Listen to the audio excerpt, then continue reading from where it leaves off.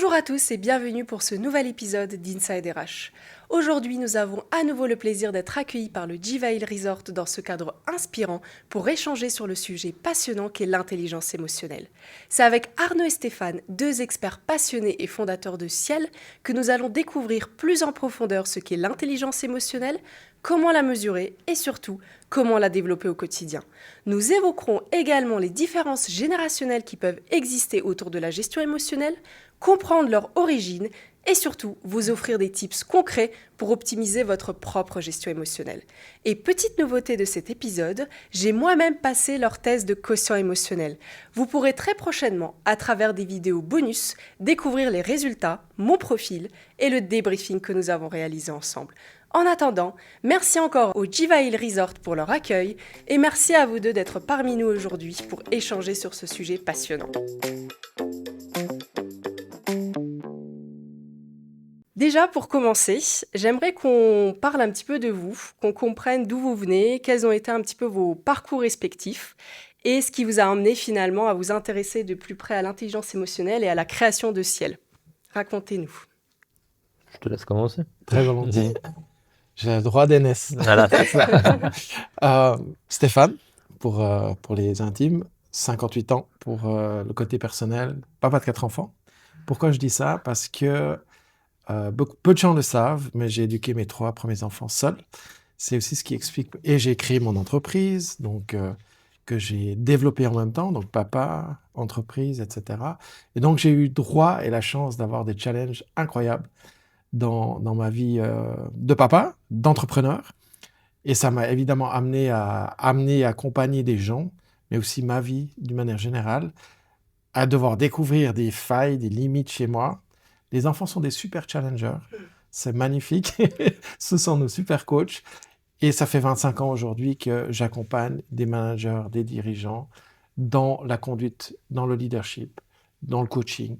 Depuis, j'ai environ 50 000 personnes que j'ai accompagnées au travers de ces 25 années. Voilà un petit peu pour ma personne. Merci Stéphane. Avec plaisir. Et Ben, pour toi, Arnaud. pour moi, c'est Arnaud. Moi, j'ai 38 ans.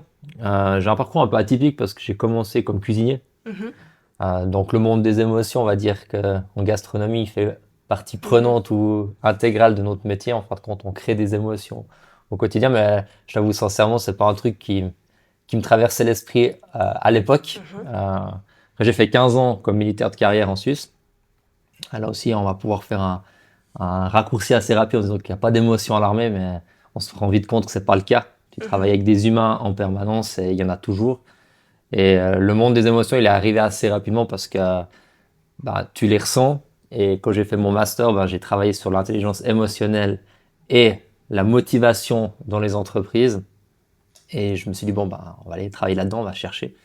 Et ça a mis en lumière tellement de choses que je pratiquais au quotidien. Et j'ai dit, OK, maintenant je commence à comprendre qu'est-ce que je vivais. Et c'est aussi comme ça qu'en 2023, avec Stéphane, on a co-créé Ciel. L'objectif, c'était après de mettre son expérience, la mienne, au profit d'autres personnes. Et Ciel est né comme ça. Donc, je pense que c'est un peu ce parcours-là qui fait qu'aujourd'hui, on en est là.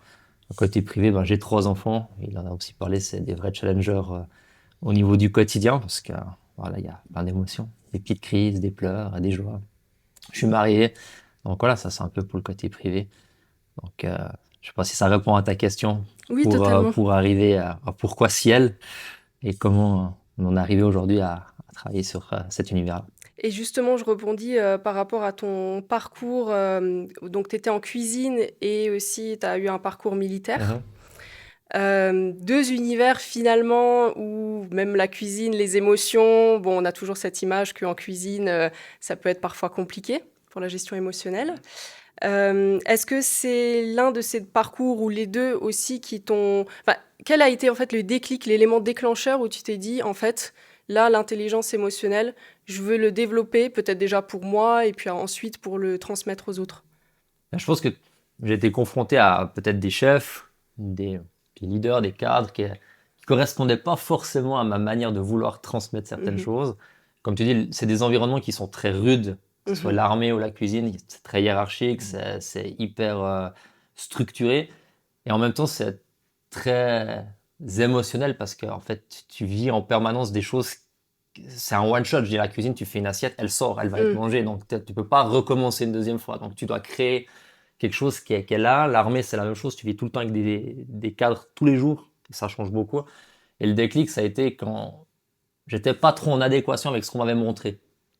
Et ça a été à l'armée, en fin de compte, où j'avais cette image de l'instructeur, tu vois, dur, hyper carré et strict, que je jouais aussi comme rôle, parce que c'est ça que je voyais, c'est comme ça que je suis passé en travers de ça.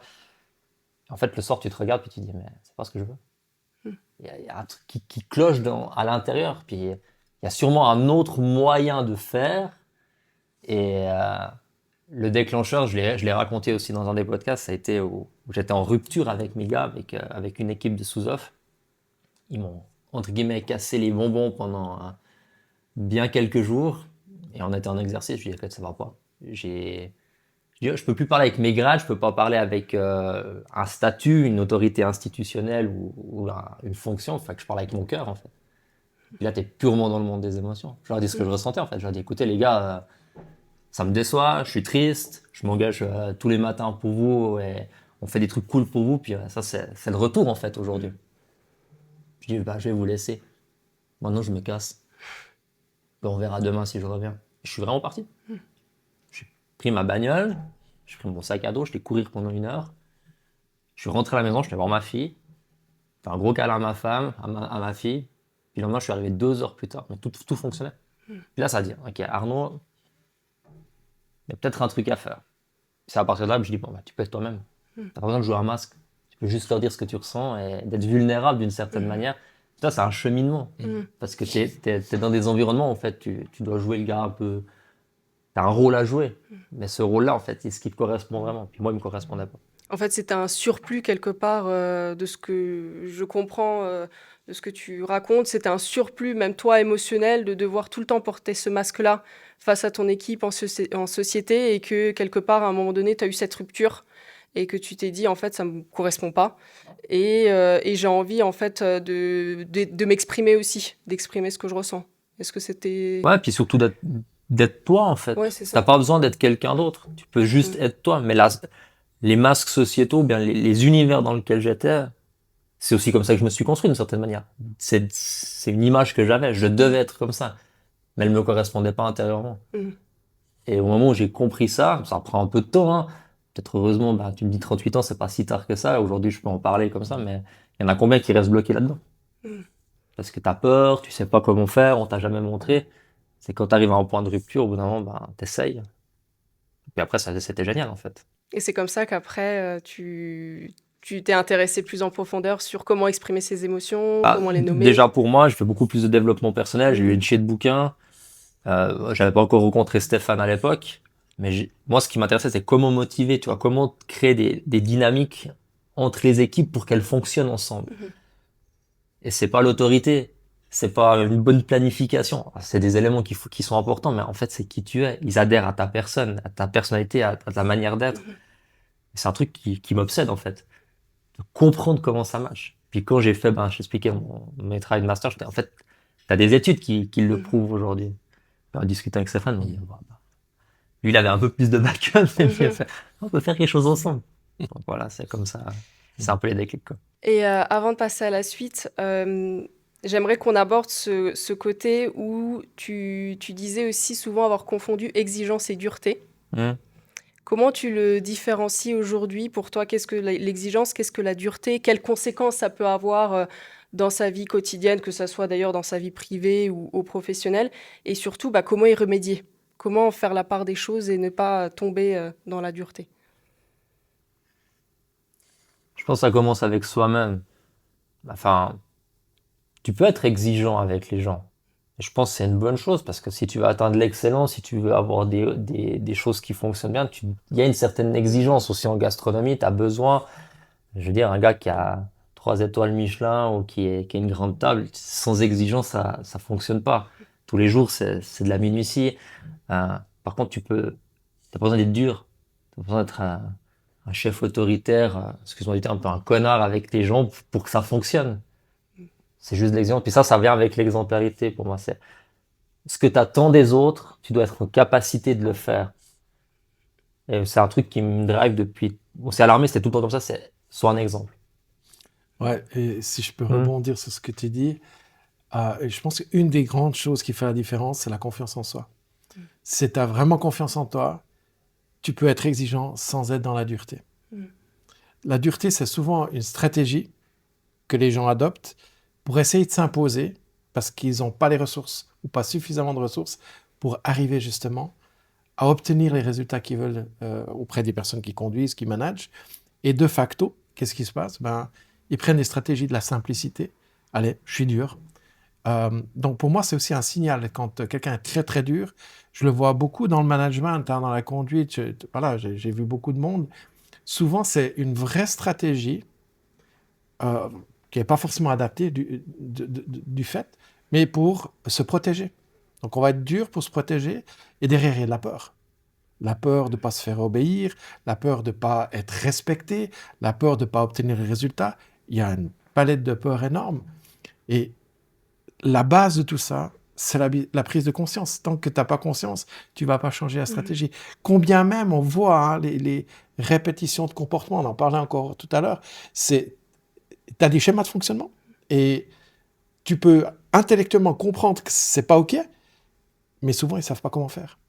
Et c'est aussi là que l'intelligence émotionnelle, qui est comme un ensemble de compétences, on en parlera sûrement plus tard, mais qui va faire la différence. Mais la première étape, c'est les fondations, comme la fondation d'une maison, il faut prendre conscience, la conscience de soi, comprendre comment on fonctionne, oser, et c'est peut-être le plus dur, aller creuser en soi. Et ça a été pour moi aussi des exercices difficiles dans ma vie, c'est d'aller aller creuser là où on n'est pas très confortable, où on n'a peut-être pas envie de voir, parce qu'on sait que c'est pas forcément toujours OK.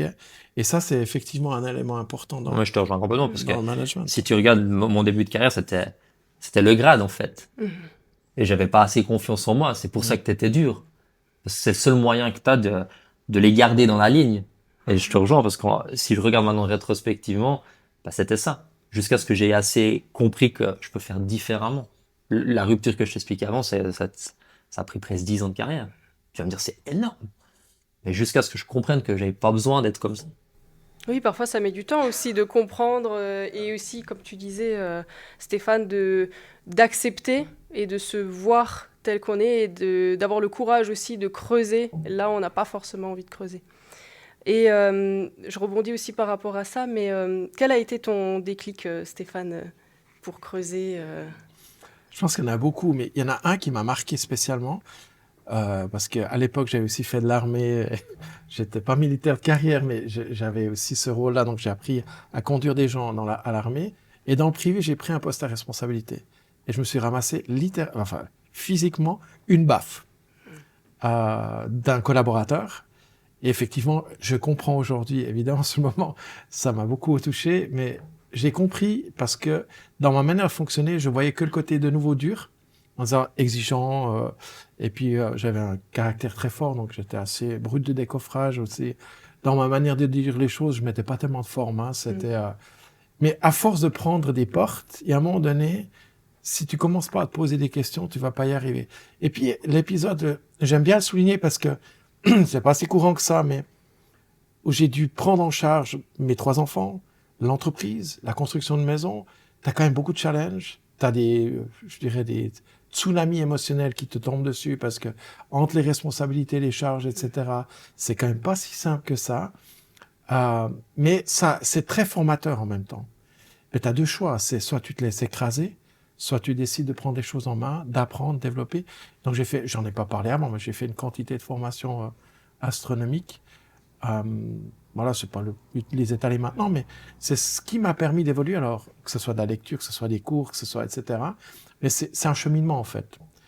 Souvent, et je pense qu'aujourd'hui, c'est un des éléments, on va aller trop vite. On ne prend plus le temps d'apprendre. On voit tout de suite les résultats. Tac. Ça, on le connaît, hein, on va sur Internet, il faut tout de suite une réponse, faut que tout soit simple et rapide. Et en fait, maintenant, l'évolution personnelle, ça prend du temps. L'intelligence émotionnelle, tu peux lire autant de livres que tu veux. Voilà, il faut du temps pour acquérir les connaissances, les compétences, les travailler, se planter. Et j'en ai fait des plantés dans ma vie, mais ça fait partie du process. C'est aussi à travers les expériences, hein, je pense, qu'on construit et qu'on développe notre intelligence émotionnelle quelque part. Et je rebondis aussi sur la phrase, il me semble que tu dis parfois, que la motivation naît du lien et pas de l'autorité. Ouais. Est-ce que tu peux nous approfondir un petit peu plus, nous dire qu'est-ce que cette phrase vraiment signifie pour toi? Avec plaisir. Alors, elle vient pas de moi, elle vient de Simon Sinek. Mhm. Hein. La motivation ne vient pas de l'autorité, mais de la relation. Et effectivement, pour moi, ça fait beaucoup de sens aujourd'hui parce que on vit aujourd'hui dans un monde hyper rapide, un peu fast-food hein, quand même. Et finalement, si tu soignes pas le lien, la relation, eh bien, tu n'auras plus que... Et ça revient au début de la discussion. Tu n'as plus qu'un échappatoire. C'est l'autorité, j'impose. Moi, j'ai déjà entendu des gens dire, c'est écrit quoi sur mon badge? Quand on est là, c'est que tu as tout loupé. Je suis désolé, mais c'est que tu n'as rien compris. C'est que tu te retranches derrière quelque chose. Pour moi, c'est vraiment une vraie aptitude, capacité de créer du lien, de la relation avec authenticité. Il y a un écrivain italien qui s'appelait Luigi Pirandello, il est plus de ce monde, mais il disait dans la vie, tu vas rencontrer des millions de masques, mais très peu de visages. Et en fait, moi, ce que j'ai découvert au fil du temps aussi, c'est que quand tu es toi-même, quand tu lâches un peu cette bride du contrôle, et combien de gens sont dans le contrôle, bien, ça va te permettre d'être plus toi-même, imparfait. C'est très bien comme ça d'ailleurs. Les gens parfaits, je les fuis. Mais à force de pouvoir lâcher, c'est beaucoup plus fluide, c'est beaucoup plus naturel. Et de facto, tu es crédible aussi. Parce que tu es certes vulnérable, et ça fait peur à beaucoup de gens, mais en même temps accessible. C'est ça que ça signifie pour moi. Et comment lâcher prise, justement? Parce que c'est très difficile de s'accepter et d'accepter d'être imparfait. Et quel serait le conseil que vous pourriez donner à nos auditeurs pour lâcher prise? Résilience. Moi, le mot qui me vient, c'est résilience. Ça veut dire, à un moment donné, si tu veux vraiment lâcher prise, tu dois accepter déjà d'être là où tu es dans ta vie. Et ça, c'est beaucoup difficile parce que à partir du moment, parce qu'on se compare beaucoup, hein, en fin de compte, on se compare avec les gens, alors idéalement des gens meilleurs que nous, c'est pas grave en soi si c'est pas dans le sens où je me dévalorise, mais dans le sens où, ok, c'est une inspiration. Pour moi, si tu te compares avec quelqu'un et que c'est pour t'inspirer, c'est une chose. Si tu te compares et que finalement, c'est pour te dévaloriser, c'est pas ok. Et je pense que c'est une des étapes importantes, c'est d'accepter à se regarder dans un miroir. Et moi, je dis souvent, on a toujours deux facettes, comme une pièce de monnaie. Et les deux font partie de nous. Et à titre personnel, je peux donner un exemple. Je suis un super manipulateur. Alors, quand les gens vont entendre ça, ils vont dire « Oh, le salaud !» Non, c'est pas ça. C'est être capable, avoir conscience de tes capacités, dans le positif comme dans le négatif. Parce que manipulation, pour moi, à l'époque, c'était très négatif. Aujourd'hui, j'ai appris une chose, c'est que non, ça dépend de l'intention. Tu auras d'autres théories, hein, d'autres personnes qui ne seront pas forcément d'accord avec cette affirmation. C'est la mienne. Donc, à partir de là, je me dis « Ok, c'est quoi l'intention que j'ai derrière ? Est-ce que c'est plutôt pour accompagner, aider la personne ou c'est pour servir mes propres intérêts ?» Et je pense que ça, c'est un des aspects. C'est accepter à se regarder en face, aussi accepter les parts d'ombre qu'on a, parce qu'elles font partie de nous. C'est comme une pièce de monnaie, tu as toujours deux facettes, mais c'est toujours la même pièce de monnaie. Est-ce que tu veux que regarder le côté brillant, magnifique, celui qu'on veut souvent montrer socialement, ou dire, ouais, c'est vrai, des fois, je peux être grognon, des fois, je peux être sous poulet, des fois, je peux être déprimé, des fois, mais c'est pas grave en soi, c'est qu'est-ce que j'en fais. Ça, c'est l'exercice, je pense, qui est très difficile. Voilà un élément qui me semble important de comment faire, c'est déjà accepter qui on est. Et c'est pas si simple que ça. Oui, surtout aussi par rapport à l'éducation qu'on peut avoir. Moi, je pense à ça aussi. Pour ma part, j'ai toujours été éduquée à toujours faire mieux, que ça n'a jamais été assez, finalement, de vouloir atteindre une perfection. Mais bon, qu'est-ce que c'est la perfection en soi ? Et c'est vrai qu'après, on a tendance, quand on se compare forcément à quelqu'un de mieux, de ce que nous, on a l'impression que c'est mieux, sur certains aspects, et ben, on a tendance plutôt à se dire je suis pas assez, et à se dévaloriser, alors que normalement ça devrait nous motiver, je pense.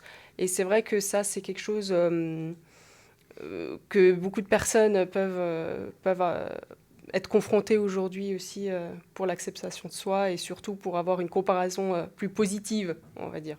Même si, bon, il ne faut pas se comparer, mais plus par motivation d'aller plus loin et de se développer, quelque part. Ouais, je pense que c'est pour rebondir avec ça, tu fais les choses pour qui? Si c'est pour toi, c'est peut-être la bonne raison d'avancer. Et après, pour lâcher prise, moi, je suis assez fan de dire, faut faire, faut agir, il faut passer à l'action. On en parlait encore dans la voiture en venant, t'as combien de personnes qui restent dans le conceptuel, qui restent là-haut? On est très doué pour comprendre comment ça fonctionne.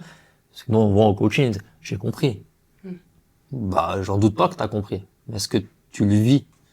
Et comment tu veux lâcher prise si tu fais pas? Alors, ça fait peur. On est dans les émotions. T'auras sûrement les chocottes de faire quelque chose. Agis, fais quelque chose. Et là, ça te permet de bouger. Puis après, moi, je te donne un conseil, c'est note. Note ce que t'as fait.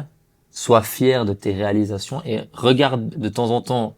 Dans la bagnole, t'as un rétroviseur, il est petit, le pare-brise, il est grand, donc regarde devant pour avancer, mais de temps en temps, regarde derrière, puis tu dis, tiens, j'ai fait déjà tout ça. Je peux être fier de moi et j'avance. Et en fait, tu le fais pour toi, tu le fais pas pour les autres. Et si tu le fais pour les autres, pour moi, c'est un mauvais argument. Parce qu'en fait, quand tu seras toujours en train de te regarder, de te comparer, te dire, qu'est-ce qu'il va penser de moi, c'est pas assez bien, c'est pas assez si. En fait, je vais être un peu cru. Mais ils en ont rien à foutre de toi. Avance, fais ton chemin, vis tes trucs. Après, c'est clair, bah, tu vis en société, il faut aussi prendre en considération les autres, etc. Mais surtout, bah, si tu veux commencer chez toi, bah, pour prendre confiance, pour lâcher prise, agis. Et note. Et quel est le principal frein, selon vous, ce passage à l'action? Pourquoi les gens ne passent pas à l'action? Moi, tu l'as dit, je pense que c'est beaucoup la peur. La peur, c'est un gros frein. Sachant que, je pense, 95% des peurs, elles sont pas réelles. Enfin, on les vit réellement, hein, c'est des vraies peurs, mais elles sont pas basées sur des faits réels. C'est surtout lié à ce qu'on se projette, de ce qui pourrait éventuellement peut-être, si tout va bien ou pas bien, arriver. Et du coup, on n'est que dans de la projection. C'est pour ça que l'action est importante, parce qu'elle permet justement de se rendre compte et finalement de le vivre, comme dit Arnaud. Et je pense que c'est la peur. Alors, il y a sûrement d'autres raisons, mais une des raisons principales, c'est très certainement la peur.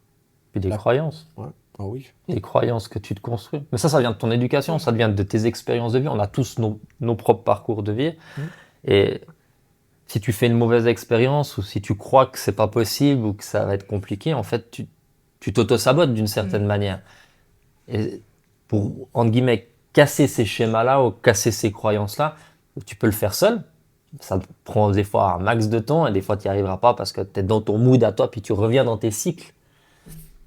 Ou bien tu peux te faire accompagner. Des fois, il te suffit d'un gars à côté, ça pas forcément un coach, hein, ça peut être un bon pote qui te dit la vérité en face, qui t'explique le truc, fait écoute là t'exagères.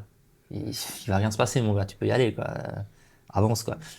Et va chercher de la ressource extérieure, la discuter et puis ça peut des fois beaucoup t'aider. Donc ouais, la peur, c'est ce qui bloque, je pense principalement, puis t'es construit quoi. Très difficile de casser d'ailleurs des croyances et de se rendre compte que ce sont des croyances limitantes aussi, de mettre le doigt dessus et de le casser. Tout seul, moi je pense tout seul c'est compliqué. Parce que c'est tes croyances, donc tu y crois dur comme fer, c'est à toi, ça t'appartient. Je dis pas qu'elles sont justes, elles sont fausses, mais si tu y crois, c'est qu'elles sont vraies. Puis pour toi, elles sont pas forcément limitantes jusqu'au moment où tu sois là, t'as la tête dans le mur, puis que ce soit le bordel, tu vois. Puis pour ça, t'as besoin d'avoir peut-être quelqu'un à côté qui te dise, écoute, ça fait 3-4 fois que tu me racontes la même chose. T'es sûr de ce que t'es en train de te raconter comme histoire? Ou bien c'est... Puis des fois, tu te remets en question, et puis on revient à ce que tu dis au début. Ouais. Un déclic, un événement. Bah, si tu veux, il faut faire une parenthèse. J'ai fait un CAS en neurosciences, et mon travail, c'était ce qu'on appelle l'impuissance apprise. Donc, c'est la croyance limitante, je suis pas capable, ou je serai jamais capable. Ou les filles sont fortes en littérature, et les garçons en maths, les clichés, quoi. Et en fait, la clé, c'est la prise de conscience. Et c'est le plus difficile. Pour ça, on a souvent besoin de feedback, on a besoin de regard externe. Il y a les événements, il y a les résultats de ce qu'on fait. Albert Einstein disait, la folie, c'est de toujours faire la même chose et espérer un résultat différent. Mais quand tu vois que le résultat, il n'est pas celui que tu espères, c'est déjà un indicateur en disant, OK, Ça fait plusieurs fois que je fais ça. Je vois que c'est pas ce que je veux. Qu'est-ce qu'il en est? Et les croyances, elles sont pas bonnes ou mauvaises en soi. Elles sont aidantes ou limitantes, si tu préfères. Ça veut dire que je peux... c'est toujours une croyance, c'est pas un fait. Mais c'est pas la même énergie. Voilà. Donc, un des éléments clés. Et pour approfondir un petit peu maintenant l'aspect de l'intelligence émotionnelle, comment vous pourriez la définir et nous dire comment elle peut nous aider aussi dans notre développement personnel, justement? Bah, si tu veux une définition, on va dire académique ou que tu trouves dans les bouquins, c'est comprendre, nommer, réguler ses propres émotions et celles des autres pour bien interagir. Avec Stéphane, on aime bien dire c'est bien d'avoir un concept théorique, mais après faut l'appliquer. Donc c'est qu'est-ce qu'on fait? Parce que comprendre c'est une chose. Ok, j'ai compris, j'ai une émotion, il y a un truc qui est en train de se passer. Mettre un mot dessus. On a eu encore une formation hier. Ok, bah c'est de la peur, c'est de la tristesse, c'est de la colère, c'est de la frustration. Enfin, pléthore de vocabulaire. Puis après, beaucoup de gens ils disent j'aimerais maîtriser mes émotions. Enfin, tu peux pas maîtriser. Enfin, ça, ça tu dis tout le temps. Apprends à réguler, parce que c'est pas en soi c'est pas une cocotte minute que tu vas étouffer puis dire c'est bon, je tiens le truc, ça bouge pas. En fait, j'en fais quoi de Mhm. cette émotion? Elle est là, elle a un signal, elle a un message. Hier, on parlait quoi des besoins Mhm. qu'il y a derrière. C'est ça un peu. Bon, pour moi, l'intelligence émotionnelle, si on doit la définir, c'est toutes ces compétences sociales et relationnelles. C'est des compétences. L'intelligence émotionnelle, c'est une définition, c'est un concept, mais dedans, c'est vraiment des compétences que tu peux apprendre, Mhm. que tu peux développer. Et la clé elle est là, c'est dès que tu comprends que c'est une Ouais. compétence, tu peux faire quelque chose avec, quoi. Tu l'as vu d'ailleurs dans le profil qu'on Mhm. a fait ensemble. On parle d'un ensemble de 15 compétences. Donc, toi, déjà, c'est une bonne nouvelle. Qui dit compétence dit potentiel développé. On peut développer des compétences. C'est pas forcément des choses innées. Alors certes, il y a des personnes qui ont des compétences plus développées que d'autres parce que leur histoire de vie fait qu'à un moment donné, bah, ils sont plus habiles peut-être dans la relation avec les autres, ils ont peut-être une empathie plus développée ou une conscience de soi plus développée, etc. Parce qu'on n'a pas la même histoire de vie. Mais c'est quand même un ensemble de compétences avec deux grands axes pour ceux qui connaissent pas, qui sont l'aspect intrapersonnel et l'interpersonnel. Donc, d'une part, la relation à soi, puis d'autre part, la relation aux autres. Et nous, ce qu'on constate souvent, puisqu'on travaille aussi avec un outil psychométrique que tu connais maintenant, c'est que dans la plupart du temps, par exemple, je donne un exemple très concret, il y a quelqu'un qui aura une empathie extrêmement développée, donc elle sent bien ce qui se passe chez les autres, elle a ce feeling-là, elle dit, ah, je vois que ça va pas, ok, mais elle sait pas quoi en faire. Parce qu'il y a d'autres compétences qui lui manquent. On dit, ouais, j'arrive à ressentir chez les autres, mais je sais pas comment gérer ça, ça me met mal à l'aise, je sais pas comment aborder le sujet, je sais pas comment lui dire ce que je ressens, j'ai peur de ça. Donc c'est un ensemble de compétences qu'on peut développer. Et finalement, c'est aussi dans le sens, on dit souvent c'est un muscle, Mhm. tu vois, un muscle, bah, plus tu l'entraînes, plus il devient solide, plus il devient fort. Et en travaillant un ou l'autre aspect des compétences, forcément ça influence le reste. Mm. Mais voilà, ça c'est, s'il fallait donner une définition, c'est complexe. Et après, tu as plein de théories différentes aussi. Mais disons que nous, on se base pas mal sur les concepts de Daniel Baron. Goleman et Baron. Et voilà, après, il y aura d'autres personnes qui diront, mais il y a aussi d'autres. Oui, c'est vrai. Mais en fin de compte, c'est important de comprendre, c'est des compétences. Et donc, ça se travaille, ça se développe à n'importe quel âge. Je tiens à préciser parce qu'on parle de génération. Et d'ailleurs, c'est intéressant de voir un peu les incidences sur l'aspect de la gestion, respectivement de la régulation des émotions. On voit aujourd'hui, j'avais entendu ça, j'aime beaucoup cette définition, on est de plus en plus connecté, mais de moins en moins en relation. C'est-à-dire qu'on a plein d'outils, plein de techniques, etc., pour être connecté, pour échanger des informations, etc. L'IA vient se greffer à ça, mais on a de plus en plus de peine, et on est de moins en moins outillé parce qu'on est distanciel à discuter ensemble, poser quelque chose, aborder une thématique sensible. Et ça, ce sont des vraies compétences qu'on a besoin de plus en plus. Et à titre d'exemple, tu peux prendre toutes les IA que tu veux, le courage, aucune IA peut te la donner. La capacité de gérer un conflit, oui, théoriquement, tu peux avoir les informations, mais quand tu es devant la personne, c'est pas une IA qui va te la donner. Tu vas devoir avoir ces compétences-là. Et notre rôle, c'est aussi ça. Dans l'accompagnement, par exemple, c'est pas de donner uniquement des éléments théoriques, c'est de passer de la théorie à la pratique. C'est pour ça qu'Arnaud le dit aussi tout à l'heure, c'est faire, faire, faire. Et te planter, c'est OK. Faut, on, on apprend encore aujourd'hui. Hein. Tu disais en introduction, est-ce que vous aurez des outils à partager à notre communauté, enfin aux gens qui écouteront le podcast? On peut partager beaucoup d'outils. Mais le seul truc qu'il faut que les gens, s'ils peuvent retenir déjà une seule chose de ce qu'on va raconter ici, c'est faites. Mettez en pratique, même une fois. Hier, on discutait encore, la régulation, t'as une émotion, elle sera tout le temps là. T'en auras toute la journée des émotions. Si tu commences à vouloir utiliser un outil quand t'es dans le rouge et que t'es déjà au rupteur, tu seras peut-être en échec, tu diras ça marche pas. Commence quand t'es déjà un peu dans le vert foncé ou le vert clair, dans le orange, pour t'habituer. Nous, à l'armée, on dit toujours, on fait du drill. On entraîne des situations tout le temps pour créer des automatismes. En fait, c'est rien d'autre que de la plasticité neuronale où, en fin de compte, on va créer une gaine où, en fait, tu vas plus y réfléchir et, en fait, tu vas pouvoir le faire naturellement. Et le jour où tu as une situation un peu tendue, émotionnellement difficile, bah, tu as le réflexe. Tu sais faire. Et pour ça, bah, y a pas un autre moyen que de faire. Et nous, à l'armée, on faisait des grandes théories sur le leadership. Tu peux lire tous les concepts de leadership que tu veux. Tant que tu conduis pas des équipes et que tu leur donnes pas une fois des missions, des mandats, des ordres, gérer un conflit, faire de la communication, ça te sert à rien. Ça reste une bible que tu as posée sur ton bureau, puis tu dis, j'ai lu ces livres-là. Tu peux lire Daniel Goleman, qui est une bible de l'intelligence émotionnelle comme ça. C'est génial ce qu'il y a dedans. Et si tu n'appliques pas ce qu'il met en pratique, bah, ça reste un livre dans ta bibliothèque que tu as lu. C'est cool. Mais à la fin, il faut en faire quelque il chose. faut en faire quelque chose. Et puis c'est ce qu'on dit tout le temps. En fait, je dirais l'intelligence émotionnelle, c'est apprendre à danser avec ses émotions, mais à guider la danse. Comme image, si tu veux, j'ai fait pas mal de danse, ça me parle beaucoup. Moi, c'est le côté aussi égo, parce que au moins c'est le mec qui guide pour le joke, mais je trouve que c'est intéressant, puis j'aime bien cette métaphore, parce que c'est danser avec ses émotions, c'est pas les rejeter, c'est vraiment trouver l'équilibre et guider, donc réguler, et non pas les rejeter, parce que de toute façon, elles sont là, elles vont pas disparaître pour autant, elles vont juste prendre un autre chemin. Et le risque aussi au niveau santé, c'est qu'on somatise, donc on a des conséquences physiologiques qui peuvent être des migraines, des douleurs, des rougeurs cutanées, enfin, peut y avoir plein de choses parce que l'émotion va s'exprimer d'une manière ou d'une autre.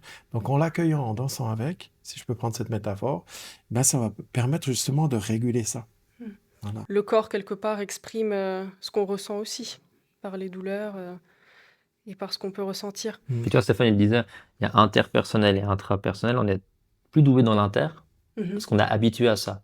Surtout au niveau professionnel, parce que tu es en relation. Tu as des équipes, si tu es un manager ou comme ça, tu as des équipes. Donc, en fait, c'est un truc que tu vas plus vite développer parce que tu en as besoin. Mais l'intrapersonnel, il est tout aussi important, si ce n'est plus important, parce que la conscience de soi, qui est un des socles, si tu sais pas gérer chez toi, comment tu vas les gérer chez les autres ou aider tes équipes à passer ces caps-là quand c'est difficile, quand t'as un projet qui est compliqué, qui avance pas, il y a des doutes, il y a des peurs, il y a de la frustration. Tu le ressens chez tes équipes, mais si chez toi, t'as déjà pas réglé le problème chez toi, comment tu vas aller le régler chez l'autre? Et l'intelligence émotionnelle, quand on dit, c'est comprendre, réguler ses propres émotions et celles des autres. Si tu commences par aller faire celles des autres, souvent tu seras en échec ou ça sera compliqué parce que t'as pas réglé le truc chez toi. Et la plupart des gens, ils ont peur parce qu'on a eu encore à Baden quand on est allé. Je fais quoi quand on vient me raconter ça? Il est là le problème, c'est que si t'as pas réglé le problème chez toi, tu vas pas pouvoir l'aider à l'autre. Alors peut-être t'es pas la bonne personne à ce moment-là. Ça, il faut être assez humble pour dire, ok, je suis pas outillé, on va voir quelqu'un d'autre. Mais commence chez toi. Vraiment, commence chez toi. Commencer par soi avant de vouloir le régler chez les autres. Voilà. Puis, le problème, c'est que dans le professionnel, tu es souvent confronté aux autres si tu vas d'abord aller régler les autres. Et puis, c'est plus inconfortable aussi, je pense, quelque part, de le faire pour soi. Bien sûr. De s'accepter et de se regarder en face tel qu'on est réellement. Tu as des zones d'ombre. Tu as des zones de lumière qui sont géniales, mais tu as clairement des zones d'ombre. Et ces zones d'ombre, elles font partie de toi, elles font qui tu es. Victoria, elle est qui elle est aujourd'hui. Stéphane, il est qui il est. Arnaud, il est qui il est. Et puis tous ceux qui nous écoutent, ils sont qui ils sont parce qu'ils ont des zones d'ombre. Elle fait partie de ça. Et par quoi commencer justement pour les personnes qui aimeraient en savoir plus sur l'intelligence émotionnelle, qui aimeraient peut-être la mesurer? Nous, on a fait le test de quotient émotionnel et on s'en est suivi un débriefing que les personnes pourront découvrir prochainement. Euh, Qu'est-ce que vous proposez ou qu'est-ce que vous faites aussi pour les personnes que vous accompagnez justement pour développer son intelligence émotionnelle? Déjà avoir cette cartographie de l'instant T et ensuite le développer. Bah, une chose que tu as déjà abordée, c'est clairement, c'est un très très bon point de départ, c'est de faire son profil comme tu l'as fait de quotient émotionnel parce que ça te donne une cartographie de ces 15 compétences et même aussi c'est rassurant parce que tu dis, OK, ces compétences-là, je les ai déjà super bien développées, ça va être quelque part mon socle, mon point d'appui, c'est mes atouts. Et puis ça te donne aussi un éclairage sur les éléments sur lesquels tu peux peut-être commencer à travailler prioritairement. Et j'aime bien dire prioritairement, parce que l'idée, c'est pas de faire tout en même temps. Mm. Par contre, c'est ce qu'on fait aussi dans l'accompagnement, c'est de conseiller sur par quoi commencer, ce qui est le plus important. Parce que même si tu travailles qu'une seule compétence, et même à petits pas, un peu la loi du Kaizen, tu sais, la politique des petits pas, au moins tu avances, et de toute manière, c'est un effet. Et ça a même un tel effet et on a souvent ce témoignage-là, donc en commençant à travailler sur soi, par une cartographie simplement, de où j'en suis, ça va aussi donner une orientation sur quoi tu veux mettre ta priorité, sur quoi tu veux travailler. Et on le voit, les gens nous le donnent aussi en retour. Dès qu'ils commencent à travailler et changer, ça se voit. Mm. Et un exemple, il y a une dizaine de jours, une des personnes qu'on accompagne nous a témoigné, elle a dit, bah, un de mes collègues m'a dit, tu as changé. Puis il lui a posé la question, mais qu'est-ce qui a changé? Je sais pas, mais c'est en mieux. Donc, même si on ne peut pas toujours nommer, il y a quand même quelque chose, parce que nous sommes des êtres sociaux, donc on n'est pas fait pour être seul, ça c'est assez connu, ça vient pas de moi, mais on dit des animaux sociaux, mais c'est-à-dire que de toute façon, on est la moyenne des 5 personnes qu'on fréquente le plus souvent. Donc, à force de fréquenter les gens, on s'influence mutuellement, en positif, mais aussi dans le négatif. Donc, à partir du moment où tu es tout le temps, toute la journée avec des gens, et dans le monde professionnel, on passe environ 8 heures par jour ensemble, en tout cas en moyenne, eh bien, ça fait quand même beaucoup de temps qu'on passe ensemble, plus qu'avec la famille, les amis, les compagnons, etc., ou les compagnons. Donc, forcément qu'on s'influence. Donc, commence déjà par quelque chose qui est de l'ordre de la cartographie. Ce serait peut-être le premier pas qu'on peut faire. Et ça permet de sensibiliser, quoi. On parlait de la peur, tu sais, au début. Oui. T'as peur de faire, tu sais pas. Puis les émotions, non, on le remarque, c'est un truc de l'intime. C'est personnel. Qu'est-ce que je vais aller parler d'émotions? Ça m'appartient, c'est à moi, mais c'est compréhensible, hein. J'ai pas forcément envie d'exposer ça. Et la cartographie, en fait, le profil, c'est quelque chose que tu peux agripper. En fait, ça rassure d'une certaine manière parce que je vois, je comprends, en fait, ce qui est en train de se passer. C'est pas abstrait. Et pour beaucoup, les émotions, c'est un truc, c'est là, ça gratte, ça fait mal, ça chatouille le ventre, je sens un poids sur mes épaules, j'ai la tête qui chauffe. Je fais quoi avec ça? C'est un peu bizarre comme truc, peut-être. Mais avec ça, tu peux, ok, maintenant, ça me rassure, en fait. Et de pouvoir nommer, parce que tu disais tout à l'heure, il y a aussi beaucoup d'émotions qu'on ne sait pas nommer, qu'on ne sait pas aussi différencier. Et ça peut aussi, comme tu disais, nous permettre d'avoir une cartographie, de pouvoir voir et de pouvoir passer d'un concept à quelque chose de plus concret, finalement. On est très Grâce à ce pauvre en test. vocabulaire émotionnel, mais moi, le premier, avant que je commence à m'intéresser à ça, tu connais 2, 3 mois, mais quand tu dois commencer à exprimer quelque chose de manière un peu plus fin dans tes émotions, c'est vite un challenge, hein. Avec Stéphane, on fait au début d'une formation, on dit changer le comment tu vas à comment tu te sens. Parce qu'on répond comment ça va? Ça va. Mm. Comment tu te sens? Bah, ça va bien. Tu vois la limite Oui. du vocabulaire. En fait, ça change rien. En fait, la réponse est la même. Mm. Mais non, je me sens heureux, je me sens enthousiaste, je me sens stressé, je me sens Curieux, curieux, enthousiaste. apeuré, je suis un peu triste. Je sais pas en fait.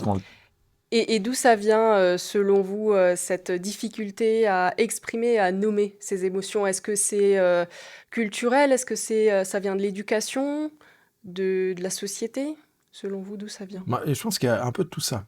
C'est-à-dire, selon les cultures, bah déjà, on parle pas d'émotions. C'est des cultures où on parle plus facilement. Si tu es dans les pays nordiques, on a plus tendance déjà dans les écoles. Donc, au niveau de l'éducation, on commence beaucoup plus tôt. Ici, ça vient gentiment, mais encore, ça reste extrêmement timide. Le côté culturel, bah, si tu vas dans peut-être un côté plus asiatique, bah, forcément, c'est pas dans la culture de dire comment on sent, etc. Donc, je pense ces aspects-là. Et ce qui fait qu'on a un vocabulaire extrêmement pauvre. Et il y a pas mal d'études qui le démontrent, ça on peut les chercher sur le web, hein, que plus on a un vocabulaire qui est riche, meilleur on est dans l'interaction, dans la relation et dans la capacité à réguler aussi. Finalement, c'est être capable d'exprimer ce que tu vis avec précision. C'est un peu comme si tu vas chez un médecin, puis tu dis, voilà, dites-moi ce que j'ai. Ah ben, vous allez pas bien. Vous êtes gentil, mais Oui. est-ce que vous pouvez être plus précis, tu vois? C'est un peu ce truc-là en termes de métaphore. Et je pense qu'il y a tout ça qui fait qu'aujourd'hui, bah oui, on est peut-être pauvre en vocabulaire, mais c'est pas une fatalité. On a le choix de l'apprendre. Mais ça, il faut le faire. C'est un chemin à parcourir. Chez moi, c'était la compétence la plus faible quand j'ai fait mon profil. L'expression des sentiments. Mais au ras des pâquerettes, hein, je peux te garantir. Sur 10, je crois que j'étais à 2 ou 1,5. Hein.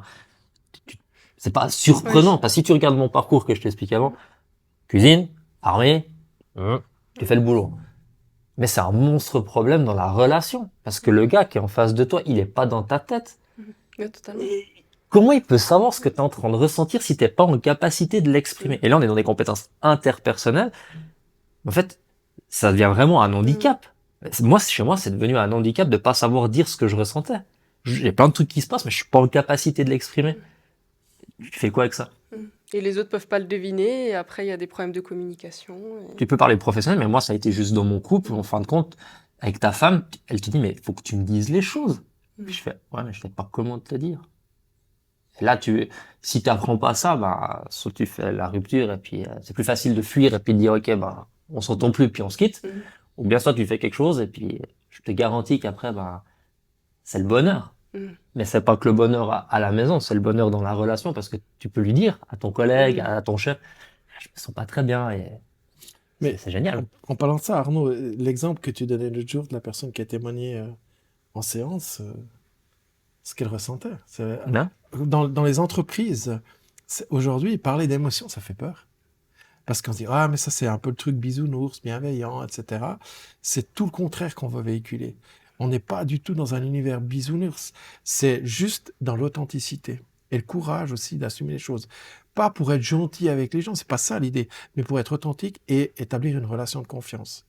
Une chef ou un chef qui est capable aussi de montrer sa vulnérabilité, ça devient quelqu'un d'accessible et de crédible. Et ça, souvent, c'est mal compris. Et l'exemple, peut-être tu le corrigeras si je dis des bêtises, mais en gros, c'est une personne qui a témoigné dans une séance en entreprise en disant à son responsable, écoutez, voilà ce que je ressens. Et en gros, qu'est-ce qu'il lui a répondu? C'est, T'es susceptible. t'es susceptible. On parle de travail. Tu vois la bombe. Oui.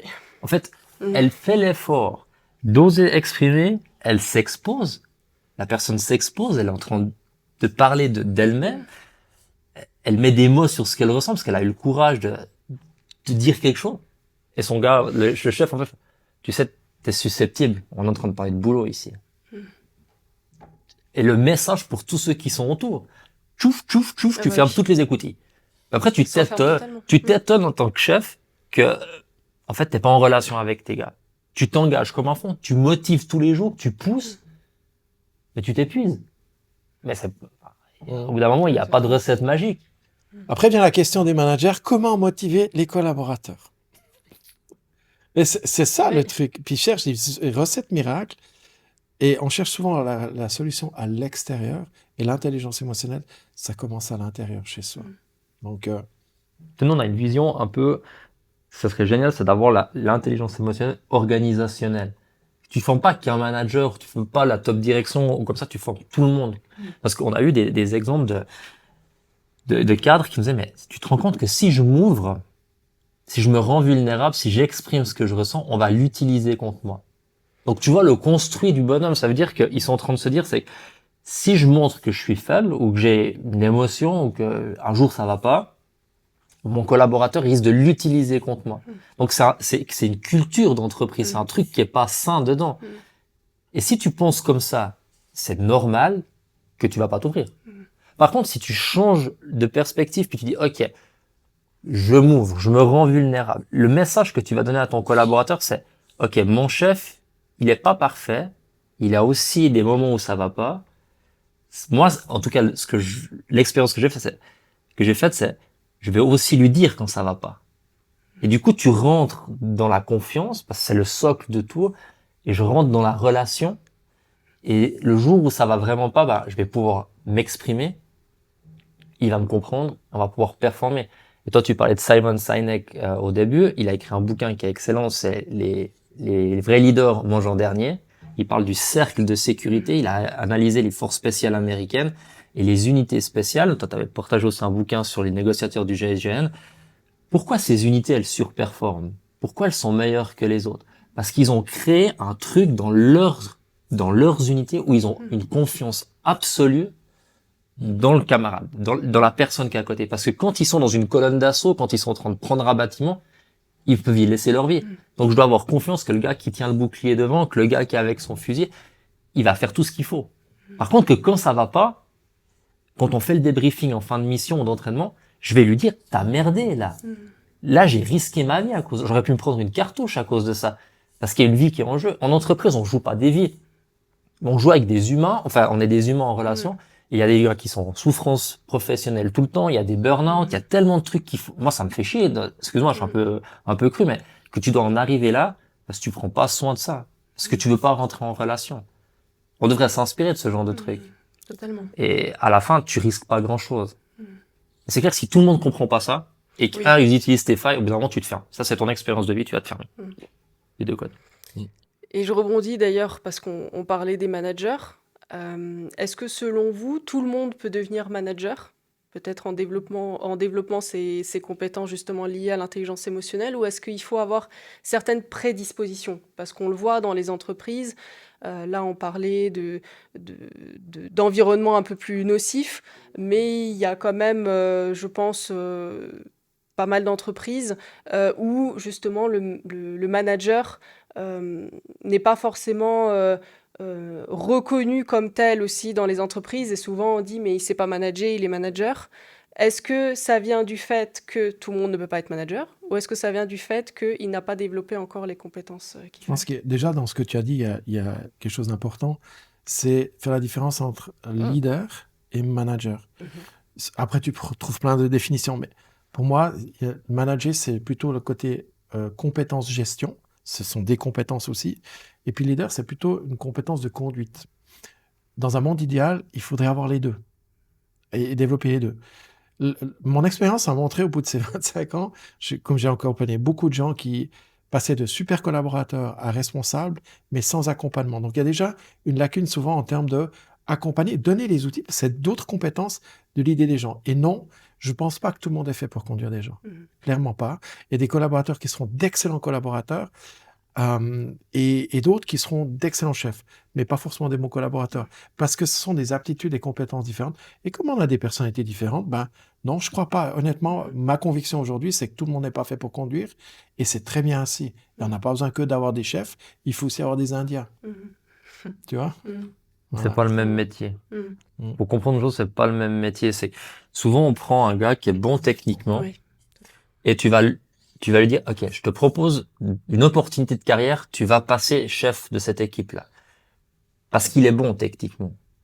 Mais c'est pas parce qu'il est bon dans sa technique qu'il sera bon dans la gestion du personnel ou la conduite du personnel. Et moi, j'aime bien dire, le management, c'est comme le squelette d'une entreprise, c'est des process que tu as besoin. Le leadership, c'est les muscles de ton corps. C'est pour guider les gens, c'est ce qui fait avancer. Et l'intelligence émotionnelle, c'est les terminaisons nerveuses qui te permettent de ressentir ce qui se passe autour de toi. Et c'est cette combinaison de technique, de capacité à guider les gens, à conduire, de leadership et de ressentir qui font à la fin que t'es complet comme manager, si tu veux prendre ce terme-là qui parle à tout le monde. Et non, moi je te rejoins à 100%. Puis, malheureusement, je pense qu'il y a aussi des managers qui sont tristes d'être chef. Moi, j'ai eu des collègues à l'armée qui ont été catapultés à la tête de l'équipe, ils préfèrent être aux techniques. Parce qu'ils n'avaient pas envie de faire ça. Oui, souvent on voit en fait la gratification par le fait de nommer quelqu'un bon techniquement en tant que manager, alors qu'en soi, c'est pas forcément la meilleure chose à faire, que ce soit pour la personne ou pour l'équipe ou même pour l'entreprise, Et quelque même part. dans certains secteurs d'activité, comment dire ça? Ça va être un peu rude, mais c'est la solution de facilité parce que ça coûte beaucoup moins cher. Mm. Parce que comme ils sont déjà à l'entreprise, en termes d'augmentation de salaire, etc., c'est une jolie petite progression, ça flatte l'ego. Mais dans les faits, s'ils devaient chercher quelqu'un d'externe, probablement que ça leur coûterait plus cher. Mm. Et donc, c'est aussi un aspect des fois, c'est conduit par une motivation plus économique, pas que, hein, mais plus, et ça biaise aussi les résultats en fin de compte, tu vois. Je vois ça Mhm. surtout par exemple dans la grande distribution, avec qui je travaille aussi pas mal. C'est évidemment, ils connaissent l'entreprise, ils connaissent les process, donc on se dit, ok, c'est chouette, tu vas être promu, ça flatte l'ego, mais ces personnes auraient changé d'entreprise et seraient revenus, ils n'auraient pas la même rémunération. Mhm. Donc il y a aussi il faut pas se mentir, il y a aussi un aspect économique dans pas mal d'organisations. Mhm. Et selon vous, comment on pourrait récompenser un bon collaborateur, mais qui veut pas forcément évoluer sur un poste managériel? Bah, en fait, une des choses qu'on peut faire dans ces cas-là, c'est donner des opportunités de développer d'autres compétences, pas de Mhm. conduite, mais d'autres compétences, d'aller identifier ce qui est loin d'être évident, les potentiels, et peut-être aussi de varier les tâches, ou simplement de lui permettre de continuer à faire ce qu'elle fait, parce qu'elle aime faire, puis elle n'a pas forcément envie de chaque fois. On est un peu dans ce monde, toujours plus, toujours plus, toujours plus, Mhm. mais des gens qui apprécient énormément la stabilité, il faut pas l'oublier, de pouvoir continuer à faire ce qu'elle fait avec la même qualité et la constance, c'est déjà un joli résultat. Mhm. Pourquoi toujours vouloir donner plus? Et en fait, à ce moment-là, on n'écoute pas vraiment le collaborateur. Mhm. On écoute plutôt le système, l'intérêt de l'entreprise, mais on oublie peut-être que dans l'intérêt de l'entreprise, c'est ça justement le côté positif, c'est qu'elle puisse continuer à faire ce qu'elle fait parce qu'elle a du plaisir à le faire. Mhm. Et c'est pas démotivant. Et même si c'est un travail de routine, combien de fois j'ai entendu ça? Oui, mais elle doit s'ennuyer parce qu'elle fait toujours la même chose. Et puis si tu discutes avec la personne, elle dit non, j'adore ça. Je suis heureuse comme ça. J'adore faire ce que je fais. Il faut surtout pas me faire faire autre chose. Oui, parce que je regarde ça avec mes lunettes de quelqu'un qui aime bien les tâches variées, etc. Mais tout le monde n'est pas. Mais on recherche pas tous forcément la même chose. Clairement. Mhm. Ouais. Peut-être réfléchir aussi peut-être en mode projet.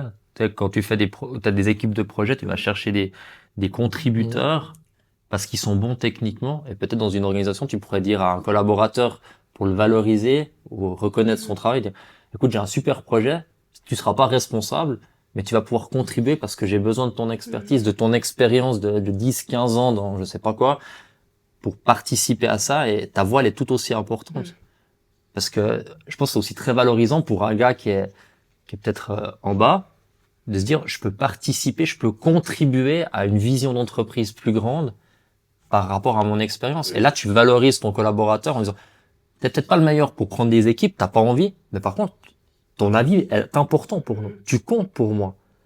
Et je pense qu'aujourd'hui, et on va peut-être parler de ça après avec les jeunes générations, mais on parle de sens, en fait, de contribuer à quelque chose de plus grand que toi, de se dire, OK, je peux apporter quelque chose à mon entreprise. Et aujourd'hui, tu t'engages. Pourquoi? Parce que tu sais que t'apportes quelque chose, tu contribues. Pas simplement pour le salaire. Mhm. Ça, c'est une conséquence. T'es content si t'as un bon salaire quand tu fais du boulot, mais je pense que c'est plus motivant, intrinsèquement, de se dire, j'ai contribué à quelque chose de grand. Je vois un truc qui est en train d'arriver. Je fais partie de ce truc-là. J'ai aussi mis ma pierre à l'édifice. Et c'est pas que la direction qui a pensé un truc, Oui. c'est des grandes valeurs et puis on a décidé top down, on fait comme ça. Non, non, tout le bas, on a tous contribué et ça fait partie c'est notre identité d'entreprise. Et selon vous, justement, comment on peut voir si une entreprise est émotionnellement développée? Est-ce qu'il y a des indicateurs qu'on peut constater quand, par exemple, si quelqu'un postule dans une entreprise pour sentir si l'entreprise est développée sur cet aspect-là? Ça présuppose que tu touches l'entier d'entreprise, ce qui est peu probable. Mhm. Je serais ravi, hein. J'en connais une ou deux qui, je pense, globalement, j'ai toujours à trois choses. Il y a l'individu, il y a le groupe, et il y a l'organisation. Et idéalement, les trois sont intelligents émotionnellement. Maintenant, il y a des entreprises qui cultivent ça, ça existe. Mhm. Mais elles sont pas légion, et il n'y en a pas tant que ça. Par contre, elles ont tout à gagner. Ça va se sentir dans l'ambiance, déjà, dans la manière de communiquer, la manière d'écouter, la manière d'interagir dans l'interaction humaine. Si tu veux dire, si tu postules, tu vas le sentir. Tu vas sentir très vite. Déjà, la manière dont on te parle, comment on te valorise, les questions qu'on te pose, tout ça, tu vas le sentir. Tu vois, si tu connais pas l'entreprise. Et puis après, bah, ça contribue à la réputation. On sait que le turnover, par exemple, c'est un indicateur. Les études le montrent. Les entreprises intelligentes émotionnellement, c'est un taux, on réduit, si on développe cette compétence-là, d'environ 30% le turnover. C'est pas une règle universelle, mais c'est quand même, c'est significatif quand on a des entreprises qui ont un turnover élevé, on travaille en ça, et on sait combien ça coûte, hein. Le turnover, ce sont des sommes colossales. Mais souvent, c'est ça la problématique. Alors, pour reconnaître, je pense que c'est en interagissant avec qu'on va pouvoir identifier bah, la qualité de l'interaction, la relation que les gens vont amener, l'ouverture qui monte. Est-ce que les gens communiquent de manière ouverte, franche? Ou est-ce que tu vois plein de masques et puis... Enfin, je pense que c'est assez subtil comme perception. Je sais pas si tu te rappelles, on avait lu le même bouquin, c'est Frédéric Laloux, je crois, qui a fait le bouquin Reinventing Organization. Ouais. Je sais pas si vous l'avez lu.